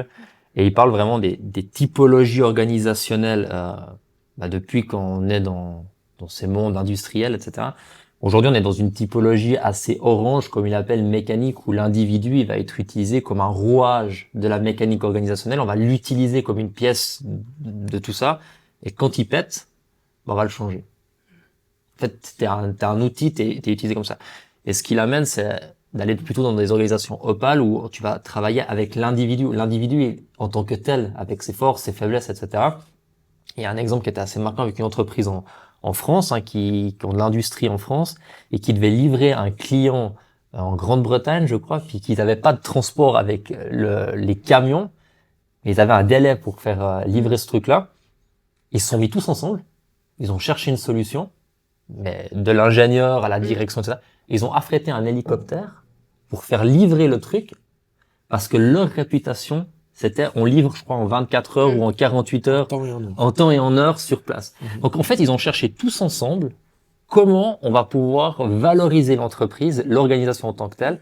Mais c'est pas le chef qui a décidé. C'est pas le chef le directeur de service ou l'ingénieur. En fait, tous ensemble, ils ont discuté, ils ont brainstormé. On a écouté tous les trucs. Et à la fin, ils ont trouvé une solution qui sert l'ensemble.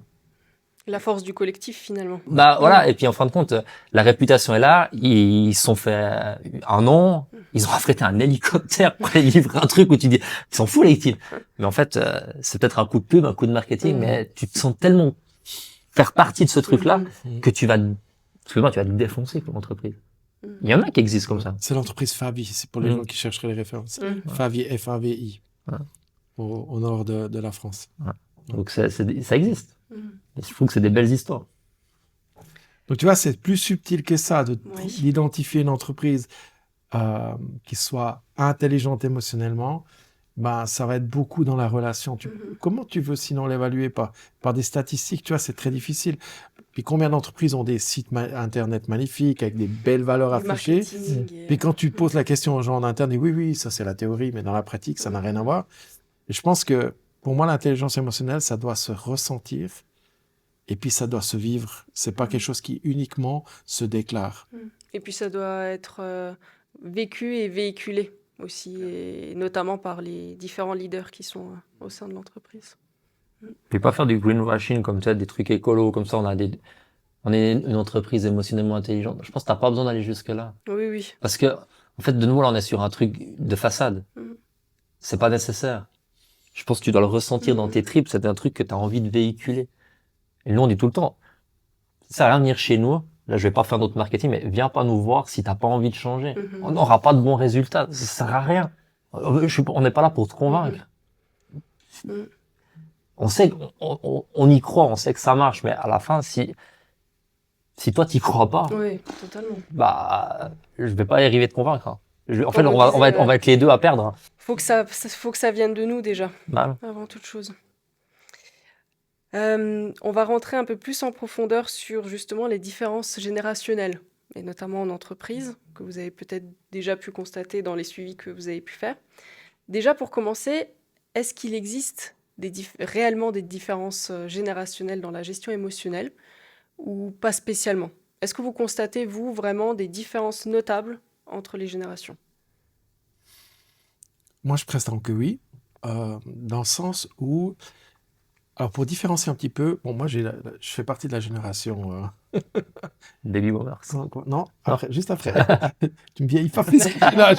Mais, Les X. ouais, c'est ça. Et donc, ok, mais je vois très bien les différentes couches. Et en fait, il y a plusieurs paramètres qui influencent ça. D'abord, l'éducation. Je veux dire, si je prends ma génération, on parlait pas d'émotion, un garçon, ça pleure pas, enfin bref. Ça, c'est le message que j'ai reçu, moi, quand j'étais enfant. Et puis, si je prends la génération actuelle, parce que j'ai aussi des enfants qui sont dans cette génération-là, je me rends compte que, en fait, je disais, on est de plus en plus connectés, mais on a de plus en plus de peine à gérer la dimension émotionnelle. Et si tu regardes les réseaux sociaux, on voit ça aussi. Dans les comportements sociétaux, on est très réactif, on supporte moins les choses, et en même temps, on est en recherche de sens. Donc, il y a comme des paradoxes. Alors, je pense que oui, les générations, ça, clairement, pour moi, ça joue un rôle parce que bah, c'est pas le même environnement, on vit pas à la même vitesse, on a d'autres connaissances qu'on n'avait pas. Moi, je trouve cette époque qu'on vit extraordinaire.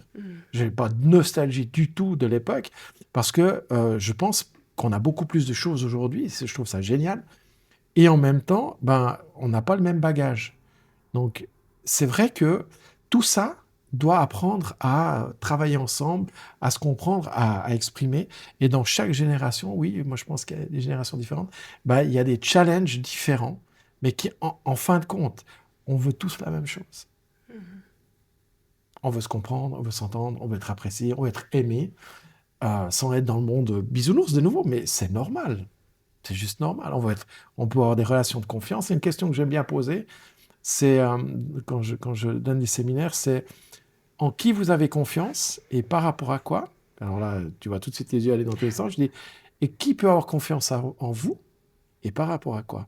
Et toi, rien que poser cette question-là, ça met en perspective des choses. Et, ok, mais qu'est-ce que j'ai besoin pour faire confiance?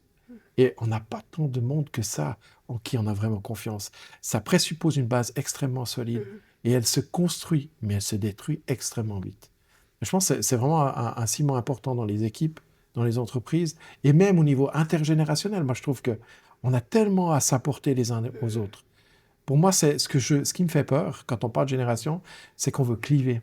On dit, il y a ces générations, elles sont bien, ceux-là, elles sont moins bien. Puis je dis non, c'est pas ça. Pour moi, c'est pas ça. C'est quels sont les besoins de chaque génération. Mais je vais prendre un exemple. Moi, je vois des jeunes qui ont 20 ans, je les trouve d'une maturité incroyable en comparaison avec des gens qui ont mon âge. Certains, je dis, mais mon pauvre ami. Alors, ce qu'on oublie dans l'aspect générationnel, c'est la maturité. On parle beaucoup de génération parce qu'on dit, voilà, les dates de naissance. Mais il y a un aspect qu'on oublie et qui, pour moi, est important, c'est la maturité intellectuelle et émotionnelle. Et tu parles des gens super jeunes, extrêmement matures. OK, ils n'ont pas l'expérience de peut-être de quelqu'un de 50 ou plus, mais tu peux avoir, moi je le vois assez, des gens qui ont déjà mon âge et plus, et je dis, mais mon pauvre ami, quel manque de maturité. Donc voilà, moi c'est une dimension qui me manque dans la notion générationnelle, c'est la notion maturité. Et je trouve extrêmement importante. Ça, c'est ma perception. Hein. Après, il y a peut-être un aspect aussi de. On a parlé avant des peurs, et je pense que enfin, je sais pas toi, mais plus tu vieillis, peut-être t'as d'autres peurs qui vont venir, t'as d'autres croyances. Et moi, je vois mes gamins, ils sont intrépides. Ils font n'importe quoi. Vous allez vous blesser, vous allez vous tuer de faire un truc comme ça. Et je pense que les jeunes générations, elles ont peut-être moins peur de certaines choses. Elles expriment plus. Elles sont aussi dans un environnement où elles osent plus. Elles ont appris différemment. Et tu te retrouves confronté à des autres générations où bah, elles ont construit autre chose. Elles ont d'autres croyances. Elles ont peut-être d'autres peurs. Je fais quoi avec un jeune qui vient m'exprimer que aujourd'hui il veut faire un tour du monde? Je prends comment ce truc-là? Est-ce que c'est vraiment un fainéant puis qu'il a pas envie de bosser puis qu'il croit que l'argent est facile et puis qu'il a pas besoin de travailler? Moi, je pense que ça a rien à voir avec ça. Je pense que les jeunes, ils ont tout autant envie de bosser puis de créer des trucs et puis ils ont du feu. Sauf que ils expriment peut-être différemment. Et moi, je fais quoi dans mon entreprise quand je sais pas, j'ai 55 ans. Moi, je me suis construit dans ma carrière professionnelle. Pour moi, le boulot, c'était ma vie et c'est comme ça que je l'ai appris. Et aujourd'hui, j'ai un jeune qui vient me dire, après 25 ans, il a toutes les portes qui sont dans le. Moi, je veux faire un break. Je vais me barrer une année, puis je vais aller faire un tour du monde. T'as un choc. Tu penses que c'est parce qu'on ne voit pas les choses de la même manière? Bah, bien sûr, c'est une selon question les de perspective. générations? Mais puis, c'est normal, lui, il a vécu des trucs. Moi, je vois pas la même chose que lui. Son vécu est différent que le mien, et le mien est différent que le sien. Après, on se rejoint parce qu'on communique et qu'on et la échange. société a changé. Ouais. Aujourd'hui, moi, j'ai 2 enfants qui sont digital nomades, dont une fille qui vit à Bali depuis 3 ans. Je veux dire, elle vit de ça, elle vit de ça. Je veux dire, moi, dans ma génération, c'était inconcevable. On n'avait pas les ressources, les moyens qu'on a aujourd'hui. Donc, je pense que c'est important de tenir compte de ça. Et le monde va vite, très, très vite. Et je pense que, voilà, par exemple, les jeunes ont cette capacité d'adaptation rapide qu'on peut aussi acquérir à n'importe quel âge. Hein. Je pense que je pense pas être resté sur le quai de gare, mais voilà, c'est une question aussi de mindset, c'est une question d'état d'esprit. Et je trouverais dommage c'est important l'aspect générationnel, clairement, mais de le cliver que au niveau de la date de naissance, mais d'essayer de comprendre que, en fait, on a beaucoup à gagner de travailler ensemble, quel que soit l'âge qu'on a, même si ça fait peur. Mais les attentes sont différentes aussi. Je veux dire, voilà, Arnaud a parlé de voyage, mais même au niveau des conditions de travail. On a l'après-Covid avec le home office, on voit ça dans les organisations. Tout ça, ça joue un rôle. Et le challenge, c'est vraiment d'apprendre dans les organisations à composer avec et de créer des conditions qui soient motivantes et qui permettent quand même d'atteindre des résultats organisationnels. Parce qu'on ne peut pas être que dans la liste de vœux de Noël, et puis j'aimerais ça, ça, ça. Toute organisation a des objectifs, doit atteindre des résultats. C'est normal. Sinon, elle n'existera pas longtemps. Et le but, quand tu vas dans une organisation, c'est quand tu as envie probablement qu'on t'offre des conditions qui sont ce que tu recherches, mais en même temps, tu as envie qu'elles perdurent. Tu n'as pas envie de couler une boîte. Donc, c'est tu vois, une question complexe. Aujourd'hui, avec l'IA, tu dis, OK, là, qu'est-ce que je fais ou comme ça, mais toi, la communication, c'est un truc que tu vas pas pouvoir enlever. L'IA, elle va pas pouvoir t'aider avec ça. Mais autant du côté des générations X, Y qui sont plus vieilles dans les organisations et les jeunes, la communication, c'est un truc que tu es obligé de faire. Tu es obligé de te parler. Et là, bah, c'est une compétence. Il faut comprendre l'autre, il faut s'intéresser à la relation, il faut le construire. Et c'est normal que tu n'es pas toujours d'accord. Et puis la manière de dire les choses, peut-être moi je vois les jeunes, c'est on peut pas me parler la même chose que ça. Putain, ils s'offusquent, ouais, des fois c'est un peu clivant comme truc. C'est normal parce que il a appris à communiquer un peu à la militaire. Hein. Faut aussi voir l'histoire, comment les organisations elles fonctionnaient. Mon papa, il y avait 600 000 hommes qui servaient l'armée, tous les cadres passaient par l'armée quasiment. Donc tu as appris à des modèles de conduite qui sont Maintenant, tu as 100 000 gars qui font l'armée, la moitié, ils sont réformés, ils vont pas dans ces systèmes-là, ils ont beaucoup voyagé. Tu peux plus communiquer la même chose. Donc, c'est aussi peut-être à toi de t'adapter, à communiquer différemment. Mais moi, je pense qu'un jeune, aujourd'hui, il a autant envie qu'un autre de savoir où il va. Que tu lui donnes une direction à faire les choses. T'as pas besoin d'aller avec un bouquet de fleurs et puis lui dire, ah tiens, on va aller dans le jardin zen et puis je vais te dire qu'est-ce que tu dois faire dans ton prochain mandat, Kumbawa. Je pense pas que c'est ça qu'il veut. Par contre, il n'a pas envie que tu le traites comme le jeune abruti qui a aucune expérience. Il veut être considéré, je pense. Et puis ça aide beaucoup dans la posture, dans la manière de communiquer avec les gens. Et là, il va fonctionner. Je suis sûr que ton jeune, il fonctionne. Moi, à l'armée, on n'avait que des jeunes de 19-20 ans. Au début, j'étais dans la même tranche d'âge. À la fin, j'avais 15 ans de différence avec eux. Il y a un gap. Hein. Il faut continuer à les faire avancer. Et justement, on dit souvent que les jeunes, ils ont des facilités à exprimer leurs émotions, mais pas forcément à les vivre, à les réguler. Est-ce que c'est quelque chose que vous constatez aussi? Ou pas forcément? Moi, je pense qu'il y a... Alors, je suis assez convaincu que on n'a pas beaucoup appris à les réguler. Mais ça, je pense même avant. Hein. Et il y a c'est une vraie compétence à développer intergénérationnelle. Ce qu'il y a, c'est que l'impression que ça me donne aujourd'hui, mais c'est très subjectif parce que c'est que mon expérience et mes filtres à moi, c'est que je trouve qu'aujourd'hui, on a encore plus de peine à aller dans l'univers émotionnel. On est beaucoup plus dans la réactivité que, par exemple, dans l'écoute.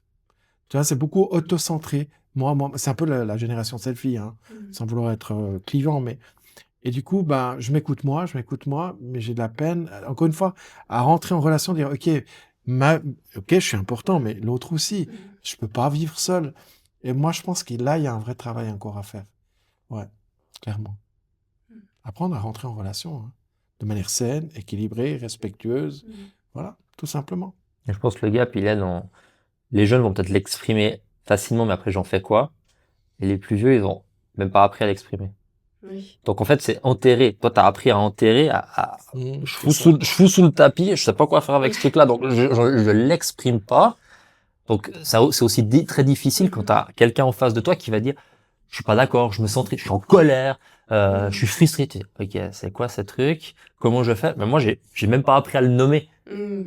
Donc, t'as de nouveau un truc qui fait des étincelles entre les trucs, entre les générations. Puis après, il fait, ouais, et puis après, il explose, et puis tout ça, et puis, tranquille, les jeunes, ils sont tout le temps, non, je pense pas. Et quel conseil vous pourriez donner ou un exercice concret que les personnes pourraient appliquer pour justement les aider à réguler leurs émotions, peu importe finalement les générations? Je pense que c'est assez simple en fin de compte. Et on l'a vu encore, hier on a animé un séminaire, c'est la difficulté déjà, c'est reconnaître les émotions. Déjà ça, et se connecter à l'émotion, la nommer. Là, on voit qu'il y a un vocabulaire qui est extrêmement pauvre, alors qu'on a des ressources, hein. Aujourd'hui, si tu tapes sur Google, roue des émotions, tableau des émotions, et en fait, il y a pas mal de ressources qui existent déjà que tu peux aller chercher. Une fois que tu as reconnu et nommé, c'est OK, c'est quoi le besoin derrière? Donc, si tu veux, de manière très simple, dire OK, mais je ressens ça, mais c'est quoi mon besoin? Et à partir du moment où tu commences à écouter tes besoins, ben, c'est apprendre peut-être à le communiquer en me disant voilà mon besoin. Ça paraît basique, hein, ce que je suis en train de dire. En fait, et dans la réalité, on l'a encore vu hier, c'est un exercice qui est difficile quand on n'a pas l'habitude. Une fois qu'on a l'habitude, ça devient beaucoup plus fluide. Mais au début, c'est dur. C'est dur, mais c'est OK. Ça fait partie du process. C'est une compétence qu'on peut développer. Voilà, dans les grandes lignes, je pense que ça, c'est vraiment quelque chose qui est simple à mettre en place. Et à partir de là, ben, apprendre à en faire quelque chose. Et après, il y a nous. Hier, on a donné comme outil, par exemple, la respiration. Tu vois. Dire, yoga, je vais respirer. Je pense pas qu'il faut rentrer dans ces clichés. Et on a beaucoup rigolé parce que tu te mets dans ton bureau, puis tu fais un arbre ou un truc comme ça. Enfin, je dis, fais pas ça. Après, ils vont dire chez Ciel, on leur dit de faire des positions un peu bizarres. C'est plutôt de dire, ok, je prends un temps pour moi. Si ça monte, si tu sens qu'il y a quelque chose qui est en train de se passer, accepte que c'est là et accorde-toi peut-être un peu d'indulgence et une petite pause. Tu respires un bon coup. Sors. Va prendre l'air. Trouve une stratégie pour redescendre. En fait, la régulation, c'est, ok, je vais retomber dans un état émotionnel acceptable où je vais pouvoir recommuniquer. Si on est tout le temps dans la réactivité, on réagit pas toujours très bien. Si t'es pas entraîné, tu réagiras pas très bien. Puis après, tu regrettes peut-être ce que t'as dit. Ah, j'aurais peut-être pas dû dire ça, ou j'ai surréagi. Et puis après, c'est dur d'aller dire à l'autre, je m'excuse, hier j'ai un peu abusé. Parce que ça, on tape sur l'ego. Il y a personne qui aime vraiment aller dire, ah, en fait, tu vas montrer que t'es faible. Puis, t'aimes pas trop ça. C'est normal, on est tous les mêmes. Puis pourtant, t'aurais tout à gagner de lui dire. Mais là, on rentre dans autre chose. Mais prends un temps pour toi. Si tu sens que ça monte, que c'est un peu compliqué, que la situation elle est tendue, c'est pas une faiblesse. Respire un bon coup, ancre-toi, pose tes pieds au sol. Si tu veux pas que ça se voie, tu trouves une excuse. Écoute, je vais vite aux toilettes. Va ailleurs, va prendre l'air, fais quelque chose. Puis après, tu reviens, puis c'est bon. Et puis la personne qui est en face aussi et qui le détecte, l'accepter aussi et de ne pas chercher à savoir ce que la personne a à dire parce que on peut aussi se sentir obligé parfois de réagir parce qu'on nous pousse à réagir, parce qu'on nous dit mais si, dis-moi, qu'est-ce qui se passe et alors que c'est pas le bon moment pour la personne. D'ailleurs, aussi de l'exprimer. on a eu cet exemple-là où la dame, elle nous disait, je sens qu'il va pas bien. Et je lui dis, mais dis-moi. Et on écoute ça. Mais tu sais, elle a peut-être pas envie de te dire. Là, il y a un grand blanc. Ouais, ok. Parce qu'en fait, là, c'est pas le moment. Et l'intelligence émotionnelle, c'est aussi ça, d'une certaine manière, de ressentir. C'est pas parce que tu ressens que ça va pas chez l'autre qu'il faut aller gratter, gratter, gratter, juste pour lui tirer les verres du nez, pour qu'il dise les trucs. C'est aussi le respect de, ok, c'est bon. Sache que, comment t'allais sortir pas si t'as envie ou c'est comme ça. Si tu as le besoin, je suis là. Voilà. Je suis à Si tu as disposition. envie d'en parler, je suis à disposition. Mais il faut pas forcer. Bah, forcer, mais mets-toi à la place de la personne. Si Mhm. toi, t'es pas bien, puis que la personne. Moi, Totalement. je dis toujours, traite les autres comme tu aimerais être traité. Mhm. C'est pas, ça vient pas de moi, mais Mhm. si t'es pas bien, puis que t'as pas envie de partager, t'as pas envie non plus qu'on insiste. Mhm. T'auras juste envie de dire, mais fous-moi la paix. C'est pas le moment, j'ai pas envie. Parce que je pense qu'il y a aussi le bon moment. Mais le respect de la personne, pour moi, c'est aussi de demander si elle est disponible, si elle a envie d'en parler. Ça s'apprend. Mhm. Tu vois, c'est pas d'imposer. Même si tu es Vraiment. dans le juste, dans ton ressenti, tu peux être complètement dans le juste en disant, mais je sens bien que la personne ne va pas bien. Mais peut-être elle n'a pas l'envie de partager avec toi. Et là, on est dans quelque chose qui est délicat. Souvent, quand c'est ce type de comportement, c'est des comportements de contrôle. Je veux contrôler la situation. Probablement que la personne dont on parlait hier, elle était dans le contrôle parce qu'elle ne sait pas quoi trop en faire. Elle a peur que ça lui échappe. Donc, elle essaie de lui imposer qu'est-ce qu'on fait. Elle n'a pas envie. Et ça part d'une bonne intention. Mhm. Après, hier, je disais aussi, faut t'imaginer comme quand tu es manager ou quand tu es chef d'une équipe, tu n'es peut-être pas la bonne personne pour parler de ça. Parce que tu le veuilles ou non, il y a une hiérarchie qui se joue. Qu'elle soit formelle ou informelle, il y a un truc qui va se jouer. Et même si tu étais à un moment donné le collègue de ton camarade ou de ton autre collègue, puis tu n'es pas ses chefs, bah, peut-être qu'il n'aura plus envie de te parler. Ou plus la même chose. Et tu dois aussi accepter que bah, ton rôle, il a changé. Et que c'est peut-être plus toi la bonne personne pour parler de ça. Par contre, tu peux ouvrir une porte. Tu peux lui dire, je comprends ou je sens que ça va pas. Si tu as besoin d'un moment pour toi, bah, sache que je suis là, mais peut-être que c'est un autre collègue. Et avec Stéphane, ils sont, va chercher des ressources. Il y a plein de ressources autour de toi. Ça peut être un collègue de travail. Va lui parler 5 minutes. Et quand on parle d'organisation intelligente émotionnellement, c'est que quand on vient de parler, bah, accueille peut-être, prends 5 minutes pour l'écouter. Ça peut tellement lui faire du bien. Et si tu fais ça régulièrement, on va pas tomber dans un truc de psychothérapie pendant 2 heures à l'écouter et dire ah bon. Il y a Brigitte qui est là, ça fait déjà la 6e fois cette semaine qu'elle vient dans mon bureau me parler pendant 1 heure. J'ai autre chose à faire parce qu'après tu n'as plus envie. Mais c'est pas ça, c'est juste dire ok, je sais qu'avec lui je peux juste lâcher le truc, ça me permet de repartir. Et justement, selon vous, quels sont les enjeux de demain pour les entreprises, et notamment sur l'aspect de la gestion émotionnelle, de cette compétence de l'intelligence émotionnelle? Alors, je dirais, c'est pas les enjeux de demain, c'est les enjeux d'aujourd'hui. C'est dès maintenant. Elles ont tout à gagner. Alors, je ne veux pas te faire toute la liste des études, mais toutes les études convergent vers la même chose. Les entreprises qui investissent dans l'intelligence émotionnelle et qui sont intelligentes émotionnellement, ça c'est factuel, ont des chiffres d'affaires bien meilleurs, un taux de satisfaction client qui est beaucoup plus élevé, ils ont un turnover qui baisse, qui est bas. Donc rien que ça, c'est déjà dans l'intérêt d'une organisation. Pour les gens qui aiment bien les chiffres et les statistiques, bah, il suffit d'aller voir ça pour se dire, OK, il y a un vrai retour sur investissement. Pour moi, c'est aussi un enjeu lié à l'évolution de la société aujourd'hui.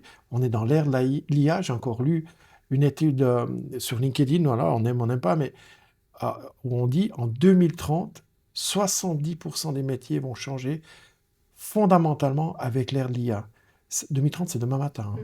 Ça veut dire que on a, je pense, la nécessité de comprendre que tout ce qui est des travaux de routine, etc., je pense que de plus en plus, ça va être pris en charge par des méthodes IA ou des systèmes IA. Mais ce qu'on ne pourra jamais remplacer, c'est la relation.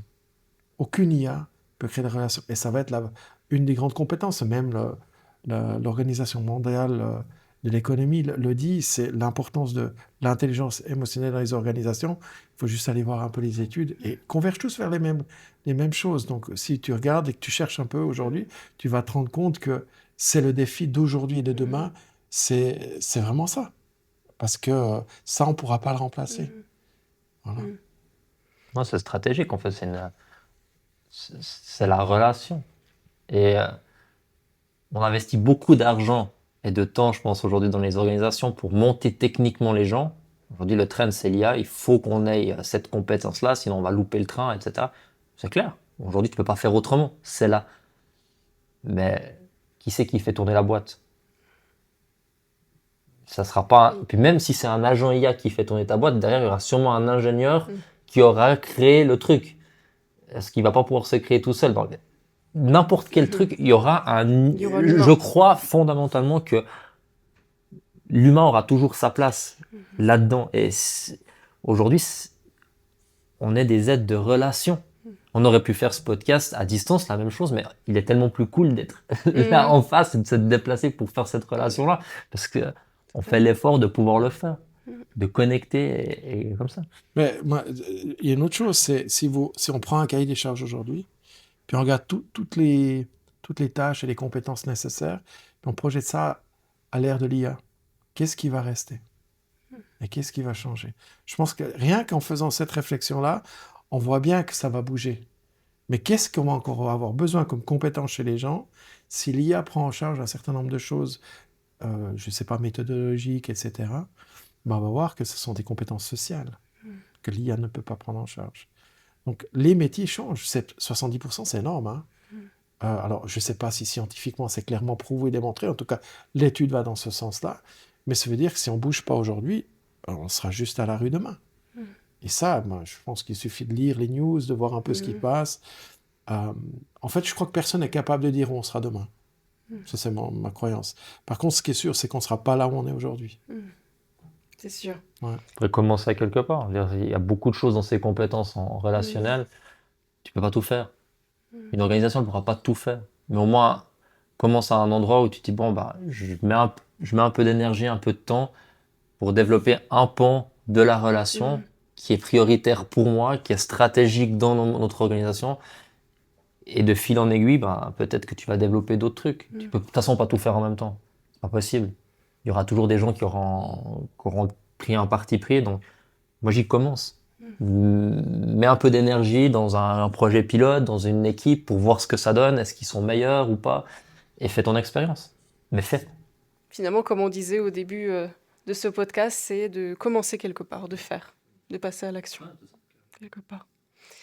Avant de clôturer, du coup, cet échange, je rebondis aussi par rapport à vous, pour Ciel et vous, même personnellement. Quels sont un petit peu vos projets futurs peut-être par rapport à l'accompagnement que vous avez auprès des entreprises ou individuellement, ou est-ce que vous êtes en train de travailler sur un projet en particulier justement pour les accompagner au mieux? On a une vision, tu compléteras, c'est jamais. Mais on a une vision aujourd'hui, ou une ambition, c'est vraiment que la thématique de l'intelligence émotionnelle devienne accessible à tout le monde, que on crée une vraie communauté. Ça pourrait paraître un peu presque sectaire, hein. On ne veut pas faire de secte, ça ne nous intéresse pas. Mais vraiment que toutes les personnes qu'on accompagne deviennent aussi, à quelque part, des ambassadrices et ambassadeurs de ça, et pas en racontant, mais en le vivant. Qu'on puisse observer une Victoria en disant « Mais t'as changé, mais c'est incroyable, qu'est-ce qui se passe ?» Ben voilà, je suis en train de développer ces compétences-là. Et je pense que ça, c'est le côté un peu visionnaire qu'on a. C'est pas Arnaud ou Stéphane, c'est l'environnement et la communauté ciel dans l'intelligence émotionnelle et le leadership, parce que pour nous, c'est passé ça, s'il y a un centre de l'intelligence émotionnelle et du leadership, alors on est aussi bilingue, donc on fait français-allemand, hein, en l'occurrence. Et puis en même temps, on a des programmes, voilà, on a mis en place des programmes avec des certifications, et on a des partenariats qui sont en train de se mettre en place aussi avec un partenaire américain, qui est actif mondialement. Donc on a aussi cette notion de croissance. Ça fait bientôt 2 ans et demi, 3 ans qu'on travaille ça, et c'est une passion pour nous, et on a juste envie de partager cette passion et que d'autres prennent aussi le relais et véhiculent les mêmes messages, et au travers de ce qu'on peut partager et transmettre, bien qu'ils le fassent aussi. C'est pas quelque chose qui doit rester réservé pour nous, c'est au contraire. Comme disait je sais plus qui, mais c'est le savoir n'a de valeur que s'il est partagé, hein. Ouais, puis vécu, en fait, dans le sens. On revient à ça, mais passer à l'action. En fait, montre l'exemple. Agis comme t'aimerais qu'on fasse, et vis cette intelligence émotionnelle, ces compétences-là dans ton quotidien. Il n'y a que comme ça qu'en fin de compte, les autres ils vont pouvoir dire « Ah, ça marche. Ah, c'est intéressant. Ah, j'ai envie de venir comme lui. Ah, j'ai eu un bon chef. Il m'a bien parlé. Il m'a écouté. » Tu vois, Mhm. Alors, on a différents piliers, différents programmes. On commence souvent par le profil de quotient émotionnel, c'est le socle, hein, c'est le truc que tu peux agripper. Puis après, on va avancer dans d'autres compétences, au niveau communication, au niveau conscience de soi, etc. On a un autre panel à nous pour avoir des certifications derrière qui atteint, par exemple, le praticien d'intelligence émotionnelle, le technicien, le maître praticien, un petit peu dans ce cursus-là. Mais le plus important, le titre, c'est une chose. On aime bien les diplômes, tu mets sur un Mhm. mur, sur ton CV, c'est super. Mais à la fin, c'est pas ce qui fait que tu es un bon manager. C'est pas ce qui fait que tu es un gars qui applique ça. C'est pas ton diplôme. Je disais à Stéphane, j'ai fait un MBA, j'ai fait 3 ans d'uni pour avoir mon master. J'ai appris ce que c'est la gestion d'entreprise en montant nos entreprises, Mhm. en appliquant de la stratégie, en appliquant du marketing, en appliquant de la finance, en appliquant du droit et en le vivant au quotidien dans ces Mhm. différentes structures du process en disant, ah, c'est ça, gérer une Mhm. entreprise. Je peux faire 3 ans de master et puis dire, ah, j'ai compris la finance, ou je sais faire de la finance analytique, ou je sais faire du marketing. Mais tant que tu le vis pas au quotidien, C'est l'expérience qui fait. ça te sert à rien. Mhm. Tu as un super papier. Nous, on fait des certifications parce qu'on a envie de certifier ça, puis que c'est important aussi pour les gens qui ne sont pas juste venus dans une structure. Ouais, j'ai fait de l'intelligence émotionnelle, on va valider tout ça. Parce qu'on vient aussi de ce monde-là, on a des formateurs d'adultes, on a aussi fait tout ce parcours académique, qui t'a parlé de psycho, de neurosciences. Moi, je viens du côté de la gestion de la conduite, donc on va mettre tout ça en place pour apporter de la valeur. Et je suis convaincu qu'à la fin, c'est pas ton diplôme Mhm. ou ton certificat de chez Ciel qui fera que tu seras meilleur, ou celui d'une autre entreprise à gauche, à droite. On n'est pas assez de toute façon pour faire ça. Le plus important pour nous, c'est que les organisations, elles commencent à parler de ça, Mhm. à mettre en pratique et à vivre différemment. Il y a trop de souffrance, il y a trop de gens qui partent en burn-out, qui Mhm. veulent plus bosser, qui n'ont pas de motivation à aller au travail. Le boulot, c'est comme aller dormir. Tu passes 8 heures dans ton lit pour te régénérer Mhm. le soir, bah, tu passes 8 heures dans ton organisation pour aller travailler, pour gagner ta vie. Si tu n'as pas de plaisir, puis tu n'aimes pas faire ton Mhm. boulot, ta vie, elle est triste. Tu dois bosser, je sais pas combien d'années de ta vie pour être malheureux au boulot, mais c'est Puis on arrivé. n'a qu'une seule vie. Donc, Ouais. Ouais. Et je pense que travailler, ça doit pas être mhm. ça doit pas être contraignant, ça doit pas être un truc qui doit Mhm. être dur.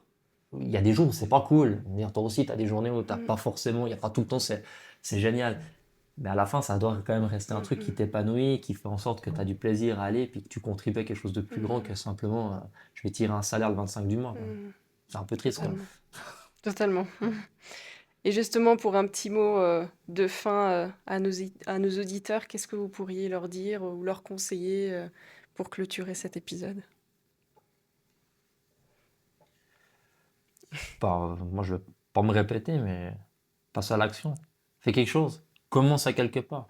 Un million, pas de la pelote de laine. Bah, prends un bout de laine et puis commence à dérouler le truc, et puis tu verras bien où ça t'amène. Et reste pas bloqué dans ta peur, parce qu'en fait, oui, la peur, elle existe, elle te donne un message, elle te raconte quelque chose, mais elle peut être aussi un grand frein à avancer dans ta Mhm. vie. Et vas-y, fais. Je te garantis qu'il va rien se passer. Tu vas pas avoir mal, tu vas pas perdre une jambe, tu vas pas mourir de faire un peu d'intelligence Mhm. émotionnelle et de parler aux gens. Tu peux juste gagner. Alors pour moi, tu peux juste gagner. Au pire, tu apprends quelque chose. Au pire, tu apprends quelque chose. On commence. Ouais. Et peut-être pour ceux qui nous écoutent ou qui vont suivre ce podcast, moi j'ai envie de dire, finalement, la vie c'est apprentissage. Donc faisons nos apprentissages, cherchons pas la perfection, juste à évoluer. Je pense que c'est le plus important. Ça veut dire que je me donne aussi le droit de me planter, de pas tout faire juste, c'est pas grave, mais j'apprends. Plutôt que d'être dans le côté victimisation. Mhm.